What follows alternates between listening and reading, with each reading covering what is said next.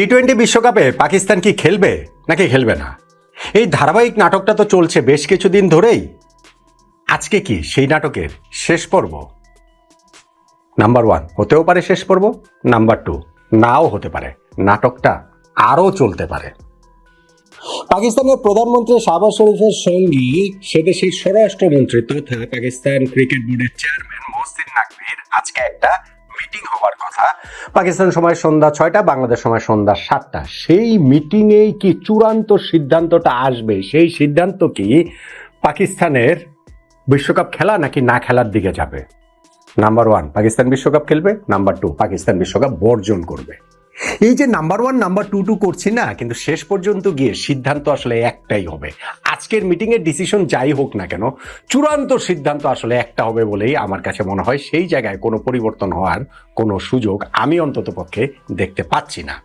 এবং আমি বুঝতে পারছি না যে বাংলাদেশের মানুষজনের এইটা নিয়ে এত আগ্রহের কারণটা কি। টি-20 বিশ্বকাপ থেকে তো বাংলাদেশ আমরা আউট হয়ে গেছি, যেভাবেই হোক, যেই বাস্তবতায় হোক, যেই প্রেক্ষাপটেই হোক। এখন মনে হচ্ছে যেন পাকিস্তান না খেললে বাংলাদেশের জন্য একটা বিরাট বিজয় হয়ে যায়। আর বাবা, পাকিস্তান না খেললে তাতে বাংলাদেশের কি? পাকিস্তান খেললেই বা বাংলাদেশের কি? হ্যাঁ, পাকিস্তান বাংলাদেশকে ভোট দিয়েছে। আইসিসির যে ভোটাভুটিটা হয়েছে সেখানে আর কেউ আমাদেরকে ভোট দেয়নি। 14টা ভোটই আমাদের বিপক্ষে গিয়েছে, একটা ভোটই পক্ষে পড়েছে পাকিস্তানের। সেই পাকিস্তান আমাদের পাশে ওই সময় ভোট দিয়ে ক্রিকেটীয় জায়গা থেকে তারা দাঁড়িয়েছে। বাংলাদেশকে দায় দেখিয়ে, দরদ দেখিয়ে দাঁড়িয়েছে বাংলাদেশের পাশে না, তারা ভারতের বিপক্ষে দাঁড়িয়েছে। আমি আগেও বলেছিলাম ভিডিওতে যে Mongolian cricket board, Nigeria cricket board, Haiti cricket board, Somalia cricket board, Fiji cricket board, যারাই ভারতের বিপক্ষে দাঁড়াত, ভারতের ক্রিকেট বোর্ডের বিপক্ষে দাঁড়াত, তাদের পক্ষেই পাকিস্তান থাকবে। তো সেই হিসেবে পাকিস্তান ওইখানটাতে বাংলাদেশের পক্ষে ছিল, আসলে ভারতের বিপক্ষে ছিল। এখন পাকিস্তান টি-20 ওয়ার্ল্ড কাপ খেললেই আমাদের কি, না খেললেই আমাদের কি? এই যে পাকিস্তান না খেললে যে নিজেদের একটা বিজয় ভাবছে, সেইটার আমি কোনো কারণ বুঝতে পারছি না। যদি না ওই থিওরিটা সত্যি হয়ে যায় যে পাকিস্তান খেললো না, তাদের জায়গায় হাইয়েস্ট র্যাঙ্ক টিম হিসাবে আইসিসি বাংলাদেশকে অফার করলো, যেহেতু পাকিস্তানের সব ম্যাচ শ্রীলঙ্কায় হবে এবং যেহেতু বাংলাদেশের ভারতে খেলা নিয়ে আপত্তি, ফলে টি-20 ওয়ার্ল্ড কাপে পাকিস্তানের জায়গায় বাংলাদেশ ঢুকে গেল। এইটা হওয়া ছাড়া তো আমি আসলে বাংলাদেশের এই বিষয়টাতে এত ইন্টারেস্ট থাকার কোনো কারণ দেখতে পাচ্ছি না। দেখেন, এই বাংলাদেশের সঙ্গে যখন এই বাদ পড়ে যাচ্ছে, বাংলাদেশ অফিসিয়ালি বাদ পড়ে যাচ্ছে, মানে কি অফিসিয়ালি আইসিসি এইটা জানানোর আগেই, মেল দেওয়ার আগেই পাকিস্তানের ওই পিসিবি চেয়ারম্যান মহসিন নাকভি তিনি প্রেস কনফারেন্স করে তিনি বলে দিয়েছেন যে বাংলাদেশের সঙ্গে যা করা হচ্ছে সেটা ঠিক হচ্ছে না। অবশ্যই বাংলাদেশের পাশে আমরা রয়েছি, অবশ্যই এই বিষয়ে আমরা খুব স্ট্রং অবস্থান জানাচ্ছি। এবং তারপরে হচ্ছে কি যে ভারত এই অঞ্চলের ক্রিকেট, বিশ্ব ক্রিকেটে যে তারা রংবাজি করে, মাস্তানি করে, এগুলো সবই সত্যি কথা, কোনোটা যে ভুল বিষয়টা সেটা নয়।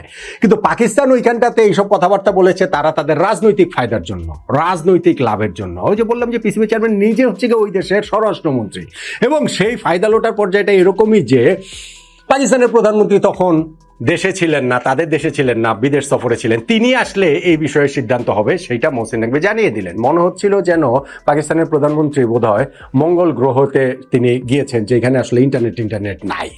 তো সেই প্রধানমন্ত্রী এসেছেন, প্রধানমন্ত্রীর সঙ্গে মিটিং করেছেন। মিটিং করার পর কি হলো? মিটিং করার পর হলো যে না, আমরা আগামী শুক্রবার বা সোমবার ফাইনালটা জানাবো।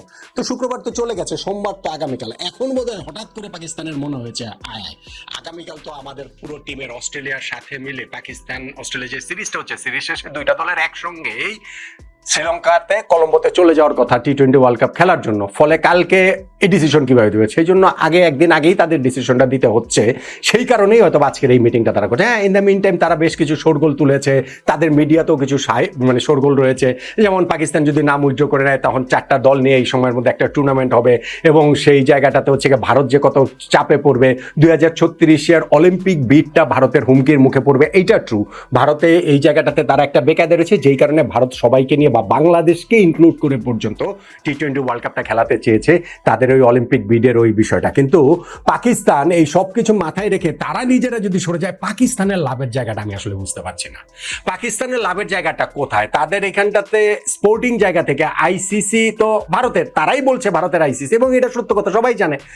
সেই আইসিসি ভারত তারা তো পাকিস্তানের এখন মানে বিভিন্ন জায়গায় মিডিয়া রিপোর্ট এসেছে না যে পাকিস্তানের দ্বিপাক্ষীয় সিরিজ সব বন্ধ করে দিবে কয়েকদিন পরে, যে পিএসএল সেখানে প্লেয়ারদের এনওসি দিবে না, তারা এনওসি দিবে না, মানে এনওসি তো সরাসরি আইসিসি দিতে পারে না, পিএসএল কে এইটা তারা ঘোষণা করবে এটা আইসিসির অন্তর্ভুক্ত টুর্নামেন্ট না, ফলে সেটা একটা অবৈধ টুর্নামেন্ট হয়ে যাবে। কোনো প্লেয়ার কোনো দেশের বোর্ডটাই তাদের প্লেয়ারদের এনওসি আর দিতে পারবে না।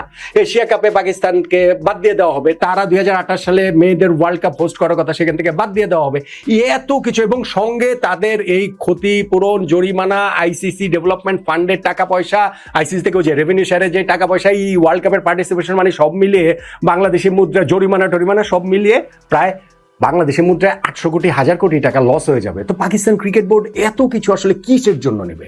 কোন দায় থেকে নেবে? কোন দরদ থেকে নেবে? দায় ও দরদ, কোন দায় দরদ থেকে তারা আসলে এটা নেবে? আমি আসলে এটা মোটেই বুঝতে পারি না। হ্যাঁ, আমি এটা বুঝতে পারি যে খেলাটা খেলার মধ্যে নাই, খেলাটা রাজনীতিক অঙ্গনে চলে গিয়েছে। সেইটা মুস্তাফিজকে যখন বাদ দিয়েছে সেইটাও ভারত ক্রিকেট বোর্ড বাদ দেয়নি, এটা ভারতীয় রাজনীতিবিদদের হাতে।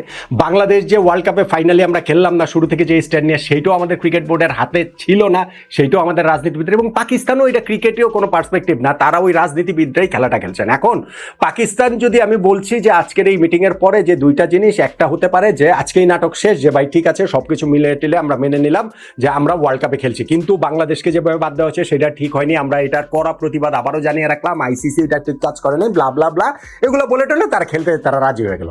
আর আরেকটা হতে পারে যে আমরা, তারা বলবে যে আমরা খেলবো না, আমরা টি-20 ওয়ার্ল্ড কাপ বর্জন করলাম, আমরা এই প্রতিবাদে বাংলাদেশের সাথে থাকার জন্য আমরা এটা বর্জন করলাম, বয়কট করলাম। এটাও যদি হয়, প্রথমটা হলে তার কোনো কথাই নেই, শেষ। সেকেন্ডটাও যদি হয়, আজকের এই মহসিন নাকবি আর শাহবাজ শরীফের মিটিং এর পরে এরকম ঘোষণাও যদি আসে, তাও ভাই আপনারা নিশ্চিত থাকেন পাকিস্তান টি-20 ওয়ার্ল্ড কাপ খেলবে। এই বর্জনের ঘোষণা দিলেও তারা খেলবে। এরকম নাটক আমরা আগেও দেখেছি। 2023 ওয়ানডে ওয়ার্ল্ড কাপেও পাকিস্তান যাবে না, কিছুতেই যাবে না, তাদেরকে কোনোভাবেই নেওয়া যাবে না। ফাইনালে ভারতের মাটিতে ফাইনালে গিয়ে তারা খেলেছে তো। তারপরে যে লাস্টে এশিয়া কাপের কথাটা আপনি মনে করে দেখেন যে কত কিছু হয়েছে, কত রকম নাটকীয়তা করলো তারা। ওই যে হ্যান্ডশেক কাণ্ডের পরের ম্যাচে ইউএর সাথে ম্যাচের আগে তারা হোটেল থেকেই বেরোলো না, 1 ঘন্টা দেরিতে ম্যাচ শুরু হয়েছে। ফাইনালি খেলেছে না? খেলেছে তো। সো ফাইনালি গিয়ে আমার কাছে মনে হয় এই টি-20 ওয়ার্ল্ড কাপটাও পাকিস্তান খেলবে। শুধু শুধু মাঝখান থেকে যেই নাটকটা করছে, যেই মজাটা নিচ্ছে, বেসিক্যালি তারা তাদের লাভের, রাজনৈতিক লাভের জন্যই তারা এই জিনিসটা করছে।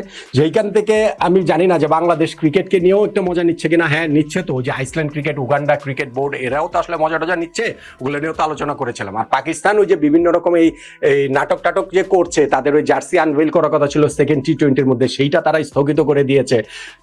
এগুলা কিছুই ভাই শেষ পর্যন্ত লোপে টিকবে না। ফাইনালি গিয়ে আমি বলছি, আজকে যদি তারা ঘোষণাও দেয় আমরা টি-20 ওয়ার্ল্ড কাপ খেলবো না, তারপরেও পাকিস্তান ফাইনালি গিয়ে 7 তারিখে কলম্বোতে নেদারল্যান্ডসের বিপক্ষে ম্যাচে পাকিস্তানকে দেখতে পাবেন। আর তারা যদি ফাইনালি যদি ধরেন যেই খুবই ক্ষীণ যে চান্স রয়েছে পাকিস্তান খেললো না খেললেও বিশ্বকাপ আটকায় থাকবে না, বিশ্বকাপের মতোই হবে। এবং পাকিস্তানকে রিপ্লেস করে খুবই কম সময়, কিন্তু তারপরও পাকিস্তানকে রিপ্লেস করে আরেকটা টিম, আইসল্যান্ড উগান্ডা না, অন্য একটা টিমকে নিয়ে ওয়ার্ল্ড কাপটা হয়ে যাবে। কিন্তু এরপরে যে কনসিকুয়েন্সেসটা, সেইটা পাকিস্তান ক্রিকেটের জন্য অনেক অনেক ভয়াবহ হবে, স্পোর্টিং দিক থেকে, ফিনান্সিয়াল দিক থেকে। শুধুমাত্র বাংলাদেশের পাশে দাঁড়ানোর জন্য পাকিস্তান এই কাজ করবে বলে আমার অ্যাবসলিউটলি মনে হয় না। তো আমার কাছে মনে হয় যে আজকে এই নাটকটা শেষ হয়ে যেতে পারে, যদি তারা বলে হম্বিতম্বি করলো, গর্জন টর্জন দিল, কিন্তু শেষ পর্যন্ত মিউ মিউ করে খেলতে রাজি হয়ে গেল, এটা একটা হতে পারে। আর যদি গর্জন অব্যাহত রেখে বলে যে না আমরা বর্জন করলাম, তারপরও শেষ পর্যন্ত গিয়ে পাকিস্তান টি-20 ওয়ার্ল্ড কাপ খেলবেই খেলবে। এটাই আমার আন্ডারস্ট্যান্ডিং। দেখেন মিটিং এর পর কোনটা হয়।